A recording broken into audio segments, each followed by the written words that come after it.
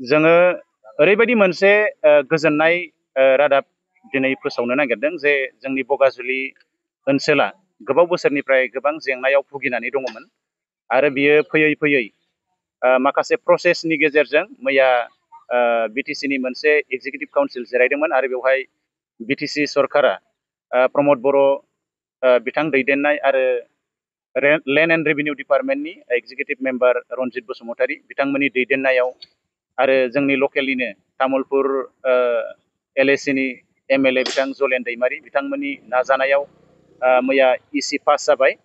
बिनि थाखाय जों बिथांमोननिसिम रोजा रोजा साबायखर जासिहरदों। मानोना जों बगाजुलि ओनसोलनि गासै रायजो राजाफोरा बे आयदानि सायाव जोबोद गोजोननाय मोनदों, जोबोद रंजानाय मोनदों आरो जों बिराद मोनसे माने आसा खालामदों जे बगाजुलि ओनसोला जिथु हानि जेंनायाव भुगिबाय थादों बे जेंनाया पार्मानेन्ट माने सेटेलमेन्ट जासिगोन आरो जोबस्रांलांसिगोन।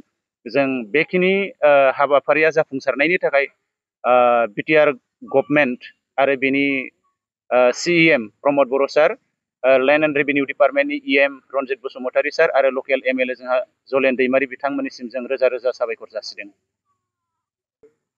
आसा खालामदों जि आद्रा मोननैसो खामानि दंबावो बेखौ बिथांमोनहा अननानै नैबे अन्तत बृहत्तर बगाजुलि ओनसोलाव बर'फोरानो बांसिनै रायजो जानानै दं, बेहाय गुबुन हारि गैया। बे हिसाबै बे ओनसोलनि रायजो राजाफोरनि जेंनाखौ पार्मानेन्ट सलुसन खालामनायनि नोजोरजों मोननैसो जि आद्रा खामानि दङ बे खामानिखौ थाबैनो सुस्रांनानै होगोन आरो जोंहा फुरा बिसास दङ जे बिथांमोनहा बेखौ थाबैनो मावफुंनानै होगोन। बगाजुलि ओनसोल हिसाबै बिराद गिदिर जेंना बियो माने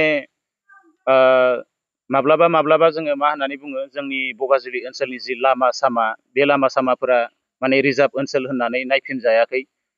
जोंहा 2005आवनो जोंहा इलेक्टेड मोनसे गभर्नमेन्ट दङमोन थांनाय समावहाय गोलाव बोसोर। बे समाव जोङो बे बगाजुलि ओनसोलाव मोनसेबो माने जौगालु आसनिफोर जों मोननो हाखायाखै। मानि थाखाय? रिजार्भ होननानै। दा बिनि उनावहाय 2006आव जिथु फरेस्ट डुवेलार एक्ट जाबाय FRA, दा बिनि गेजेरजों जोंनि माखासे दैदेनगिरि बिथांमोनहा माने बे रिजार्भ ओनसोलखौ, फरेस्ट रिजार्भ ओनसोलखौहाय लेन्ड एन्टाइटेलमेन्टआवहाय ट्रेन्सफार खालामनो हाबाय। बिनि उनावहाय बे हाया ना फरेस्ट ना रेभिनिउ बेबायदि जानानै थादों। दा बिनि उनावहाय नेक्स्ट प्रसेसा जाहैबाय माने कमप्लिटलि सेटेलमेन्ट। दा बे सेटेलमेन्टसिम प्रसेस जिथु खालामनो गोनां बे खालामनायखौ जोङो माने गोबां नाजाथाबनो गोनां जादों। गोबां प्रसेस दङ, हानि जेंनाया माने गोरलै नङा। बेखौहाय प्रसेस खालामनायाव जोंनि ओनसोलनि माखासे गोरों गोरा लाइमोन सेंग्राफोरा ज' जादों आरो ज' जानानै बेखौहाय सान हर माने बिनि डाटा बुथुमनायनिफ्राय लानानै माने अफिस मुभ खालामनायनिफ्राय लानानै बिउर'क्रेट्सफोरजों सावरायनायनिफ्राय लानानै थाखा फैसानि जेंना माने गोबां जेंनानि गेजेरजों मोगा मोगि खालामनो गोनां जानानै मैया जिथु इसि पास जाबाय बेखिनिसिम जों लाबोनो हाबाय। आरो फैबाय थानाय समावहाय जोङो मोननैसो जि प्रसेस दङ बे प्रसेसखौ जोङो मावनो थाखाय सरकारजों थाफानानै मावनो थाखाय जोङो रेडि जानानै दङ। गासै बगाजुलि ओनसोलनि जिथु हानि बिबां, बे हानि बिबाङा गासै 17,642 बिगा आरो 2 खथा सेलेसा दङ। दा बेवहाय जोंहा गामिफोरा दङ नागापुर, आमलाइगुरि, बगाजुलि आरो नर्थ बगाजुलि। दा बेखिनि जिथु जोंहा एरिया, बे एरियायावहाय गासै लेन्ड हल्डिंआ जाहैगोन जोंहा 1030टा। जिखिनि हानि जेंनानि थाखाय जोंहा माखासे सरकारनि आसनिफोरखौ जों मोननो हायाखैमोन। जेरैबायदि जोंहा जोंनि हाया जितु नियादि नङा, जोङो माखासे मानसिफ्रा हाखौ देखायनानै लन लानो सानो। बिथांमोनहा जितु थौजि मियादि नङिनि थाखाय जि लन बिदिनो बायदिसिना जोंनाव मोजां मोजां आसनि बेफोरखौ जों मोननो हायाखैमोन।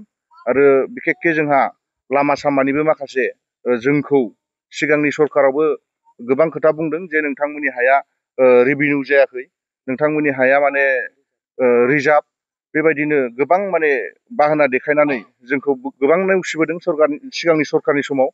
जों बेबायदिनो गोबां जेंनाफोरजों फेस जानो गोनां जादोंमोन।